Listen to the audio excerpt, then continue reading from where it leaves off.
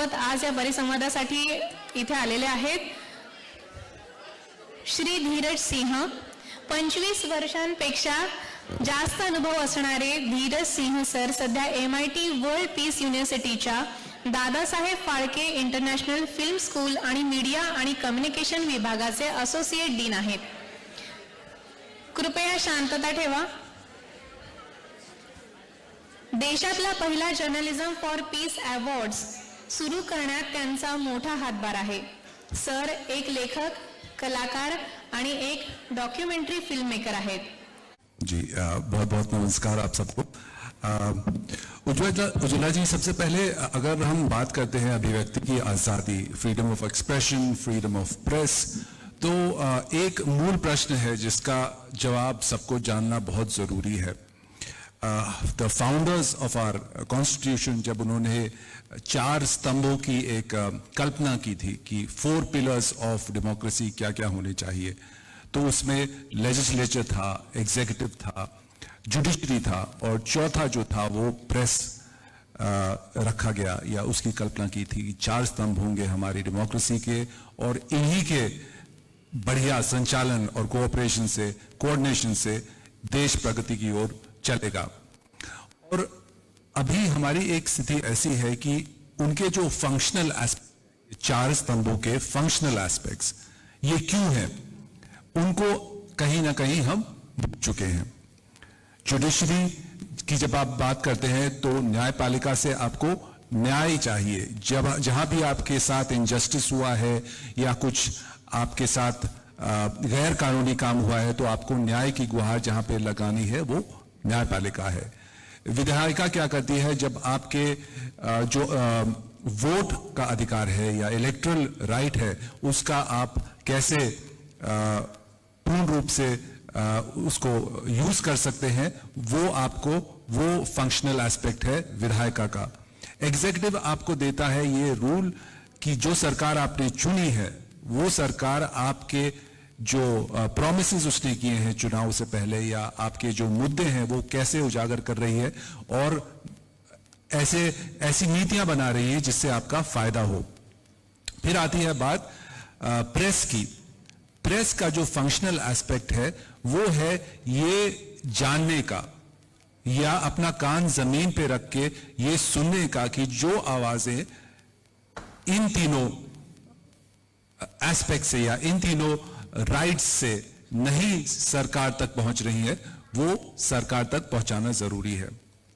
तो the press from the beginning has been a tool, a method to make the voices of the last man in the society or people whose voices are not being heard or people whose inclusion is not being felt in society. और कभी कभी हमें लगता है कि ये बहुत एक बड़ा प्रिंसिपल है, एक बहुत एब्स्ट्रैक्ट प्रिंसिपल है कि फ्रीडम ऑफ प्रेस होना चाहिए, पर मुझे लगता है कि freedom of press is a very very functional and very useful aspect जिसकी परिकल्पना हमारे संस्थापकों ने की थी कि ये बहुत जरूरी है, ये चौथा स्तंभ बनेगा तभी देश प्रगति करेगा या हमारी जो लोकतंत्र है वो प्रगति करेगा. तो ये याद रखना बहुत जरूरी है, खासतौर से आप लोगों के लिए जो नए चुनावी प्रणाली में भाग लेने आ रहे हैं. 18 साल से ऊपर के जो बच्चे हैं मत देंगे, वोट डालेंगे, तो ये समझना बहुत ही एक मूल प्रश्न है कि क्यों जरूरी है फ्रीडम ऑफ द प्रेस. क्योंकि फ्रीडम ऑफ द प्रेस आप तक वो आवाजें पहुंचाती है जो कभी कभी पीछे छूट जाती हैं. हमारे डेवलपमेंट की होड़ में या आगे बढ़ने की होड़ में या प्रोग्रेस की होड़ में आवाजें पीछे छूट जाती हैं और बहुत जरूरी है. Public opinion is a barometer of the public mood और ये बहुत जरूरी है किसी के साथ भी, चाहे वो न्यायपालिका में हो या विधायिका में हो या कार्यकारी में हो, एग्जीक्यूटिव में हो, उनके लिए ये आवाजें बहुत जरूरी है. तो सबसे मूल प्रश्न यह है जिसका जवाब हमें कभी भूलना नहीं चाहिए. What is the functional aspect of the press? What is the functional aspect of the freedom of expression? Unless you are able to express, unless you are in a safe space where you are able to express whatever it is that you're feeling, whatever it is that you are not getting, which has been promised you, then the progress is limited. It's a progress which is not taking in the majority viewpoint. Yeah. That's very well said, and it gives a proper perspective of what the topic today is and what is the function of the press and function of freedom of expression.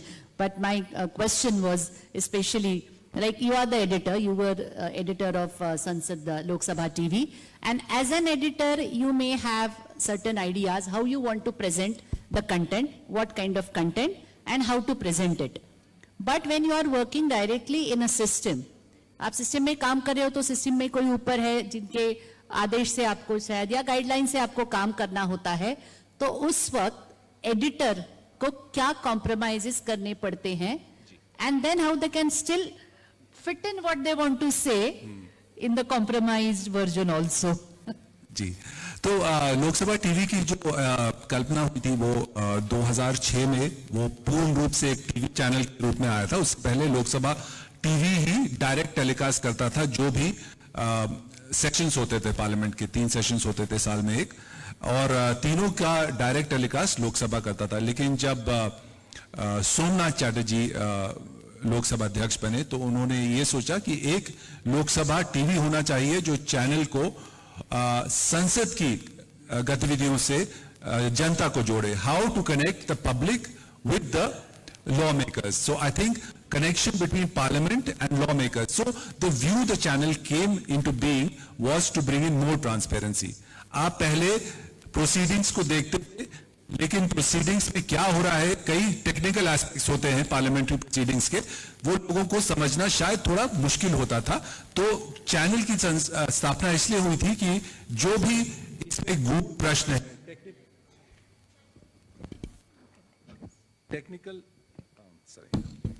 Technical aspects हैं, उनको लोगों तक कैसे पहुंचाया जाए. So the connection between parliament and the public was supreme in the mind of the speaker at that time channel शुरू करने की. तो जो मूल उद्देश्य था was to bring in transparency. जो सांसदिक कार्यवाही है या प्रोसीडिंग्स है उनको कैसे ब्रेक डाउन किया जाए लोगों को और उनकी समझ, ताकि जो वो वोट करते हैं आगे से वोट करें, वो एक जागरूक वोटर बने. उनको पता हो कि कौन सी पॉलिसी पे कितना समय लगा, कितना आर्ग्यूमेंट हुआ, कितना डिबेट हुआ, कौन से पक्षों ने क्या राय रखी, कितने लोगों ने वॉकआउट किया, कितने लोगों ने उसमें भाग लिया, और ये जो लॉ का प्रारूप है वो कैसे बना. तो इसमें उद्देश्य जो था मुख्यतः ट्रांसपेरेंसी लाने का था पार्लियामेंट की प्रोसीडिंग्स में. How to connect the parliament with the public. फिर आती है बात कि कितना कंट्रोल धीरे धीरे वो होता गया या कॉम्प्रोमाइज होता गया.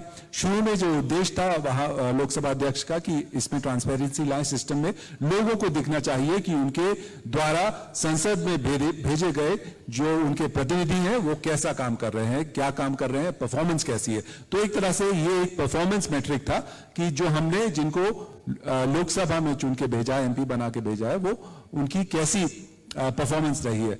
धीरे धीरे क्या हुआ कि जैसे जैसे सिस्टम प्रतिनिधियों को भी ये पता चलने लगा कि हमें देखा जा रहा है हमारी कॉन्स्टिट्यूएंसी में 1 लाख, 2 लाख, 3 लाख, 4 लाख लोगों को, और उनको ये जागरूकता, धीरे धीरे एक प्रोसेस था, ये जागरूकता आने लगी कि हम अपनी कॉन्स्टिट्यूएंसी को कैसे अपना परफॉर्मेंस बढ़ा चढ़ा के दिखाए.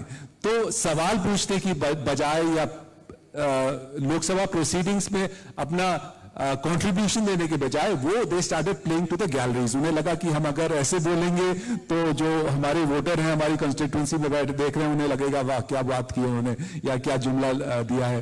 तो they started playing to the galleries, and slowly the whole purpose of bringing in transparency, bringing in this system where people were aware, voters started being compromised. एक समय ऐसा था जब हमें लगता था कि जो कमिटीज में मीटिंग होती है या जो भी डिबेट्स कमिटीज में होती है वो ज्यादा इंपॉर्टेंट है, बिकॉज कमिटीज में कैमराज नहीं होते, they are without camera proceedings. तो वहां पे हर पार्टी का एक रिप्रेजेंटेटिव रहता है, कमेटी का चेयरमैन रहता है, और जो भी बिल जिस पे डिस्कशन होना है उस पे कमेटी विचार करती है और निष्पक्ष रूप से एक बहुत साधारण रूप से सब अपना पक्ष रखते हैं, लेकिन जहां पे कैमरा आ जाता है वहां पे लोगों की मानसिकता बदल जाती है। तो वो थोड़ा चेंज देखने में आया, क्योंकि शुरुआत जो हुई थी चैनल की वो पारदर्शिता को बढ़ाने के लिए हुई थी, लेकिन कहीं ना कहीं वो कॉम्प्रोमाइज। तो कैमरा देख के एक्सप्रेशन का इंस्पिरेशन बहुत बढ़ता है कि इतने सारे लोग देखने वाले हैं, तो चलो हम भी बात करें। और वो तो होता ही है कि ज्यादा प्रोवोकेटिव करने की बात करने की एक इच्छा मन में आ जाती है।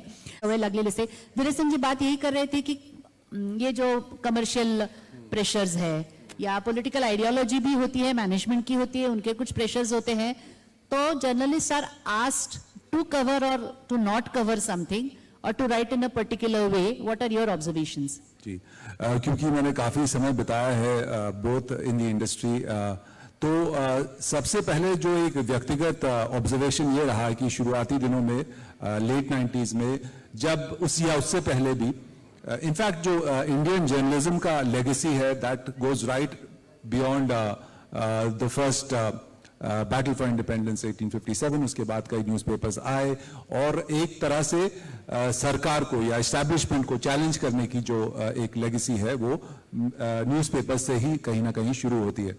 तो शुरुआती दिनों में जब कोई मीडिया में आता था या जर्नलिज्म में आना चाहता था तो उसका एक डीएनए में एक तरह से ये स्थापित होता था कि आप जो भी स्टोरी करेंगे आप दोनों पक्षों के व्यूज लेंगे, दोनों पक्षों की बात कहेंगे, ताकि जो ऑडियंस है, जो व्यूअर है या जो पढ़ने वाला है वो स्टोरी को अच्छी तरह समझ सके, दोनों पक्ष पढ़ के वो अपने खुद का डिसीजन ले, वो खुद के निष्कर्ष पे पहुंचे कि क्या प्रॉब्लम है यहाँ पे।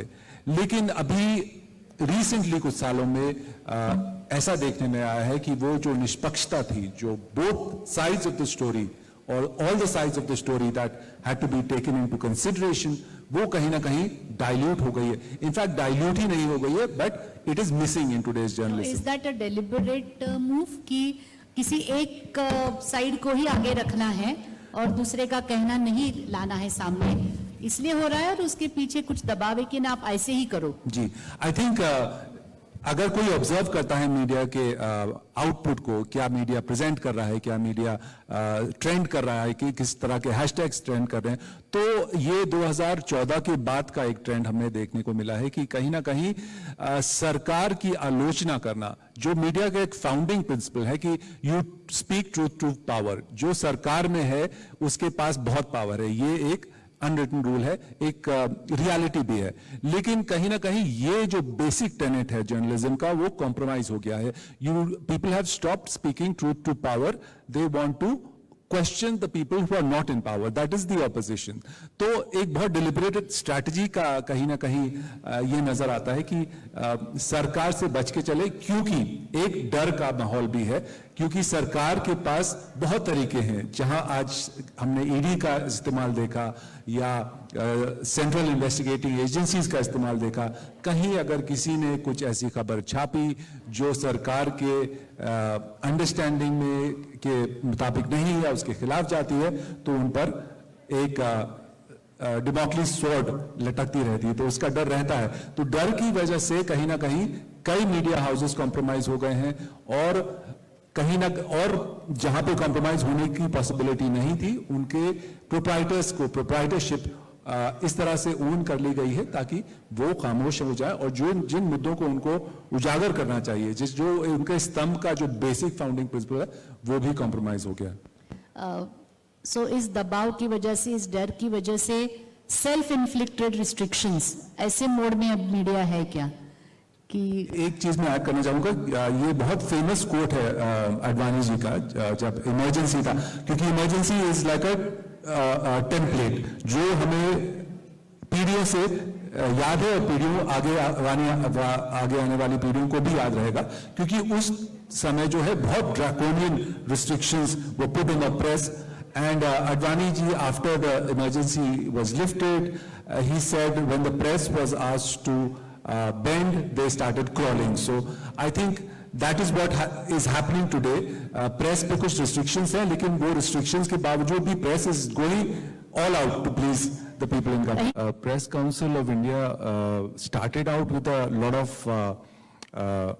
a very heavy mandate, but somehow down the line it was not able to keep up its mandate or keep the interest of working journalists or especially editors in its purview. It became a body without teeth. A lot of people had that problem with the Press Council of India, that it does not have enough powers to take action against people, especially journalists who are printing, publishing wrong type of news. Earlier the term fake news was not there, but if you look back, fake news would be a good qualifying category for that. But आज का समय ऐसा है कि I think एक तरह का फॉर्मेंट है सोसाइटी में, स्पेशली जहां तक प्रेस की बात हो रही है, क्योंकि पहले एक प्रिंट था सिर्फ, फिर इलेक्ट्रॉनिक मीडिया आया, और इन एडिशन टू दैट आज के जमाने में सोशल मीडिया है. तो सोशल मीडिया पे कोई अंकुश नहीं है, कोई तरह के रिस्ट्रिक्शंस नहीं है. The kind of fake news that is propagated through small time unverified YouTube channels or Instagram accounts is not funny. And any government would want to keep a control over such mechanisms, but in a situation that we are in today, we find that the government is also tacitly supporting them from the back, saying, ठीक है, अगर आप हमारे trolls हैं, हमारे party IT cell के supported trolls हैं, तो आपको खुली आज़ादी है, आप कुछ भी बोल सकते हैं, आप कुछ भी कह सकते हैं, आप किसी तरह की भाषा का प्रयोग कर सकते हैं, कोई आप पर कार्रवाई नहीं होगी. लेकिन अगर दूसरे तरफ के लोग उसी तरह की भाषा का प्रयोग करें या उससे कम भाषा का प्रयोग करें या कोई खुलासा ही करते हैं सरकार के खिलाफ, तो बड़ी कार्रवाई होती है उनके खिलाफ. केस दायर किए जाते हैं, ऐसी जगहों पे केस दायर FIR लॉन्च किए जाते हैं जो उनसे बहुत दूर हैं, ताकि उनको भागना पड़े. तो इस तरह की एक फर्मेंट का माहौल है. And I think slowly the people in the media and also audiences are coming to grips with this whole changed, it is a suddenly changed environment, and it was a change that was not anticipated by users as well as creators, in this case people who are in the business of news, in the news industry. But gradually आज का माहौल ऐसा है कि fake news narrative construction इतना बढ़ गया है कि we do not know, we have to do a double take कि is this picture real, ये वाकई में उनके साथ उन्होंने फोटो खिंचाई थी कि कॉपी पेस्ट करके. Photoshop is also outdated now, so AI is there. AI भी क्रिएट कर सकती है. आपने प्रॉम्प्ट दिया, take a picture of me standing with Marilyn Monroe, so it will create that. But that is the kind of world we are living in, and I think everyone is trying to understand, trying to come to grips with this. हो सकता है आने वाले सालों में जागरूकता again is very important, specially जो नए पीढ़ी है जो आ रही है इस पर्सपेक्टिव में, इस अंडरस्टैंडिंग में, उनको समझना बहुत जरूरी है. जो टूल्स ऑफ जर्नलिज्म हम पहले इस्तेमाल करते थे, आई थिंक वो टूल्स ऑफ जर्नलिज्म हर एक व्यक्ति के पास होने चाहिए, to verify, to understand, to not get agitated, impressed और thrown into utter confusion by one piece that has come through WhatsApp or one piece that you have seen on some YouTube channel. Verification is very important आज की दिन में, क्योंकि आपको पता लगाना है ये इसकी तह तक जाना है, ये सच है या फेक है या कोई नैरेटिव मुझे घोट के पिला रहा है. तो आई थिंक जो tools journalists used to use earlier, every common citizen has to be using those today. शेवटचे 2 मुद्दे फक्त आपण घेऊयात, त्यानंतर पण पुन्हा एकदा वाजवा बरं का संपल्यावर.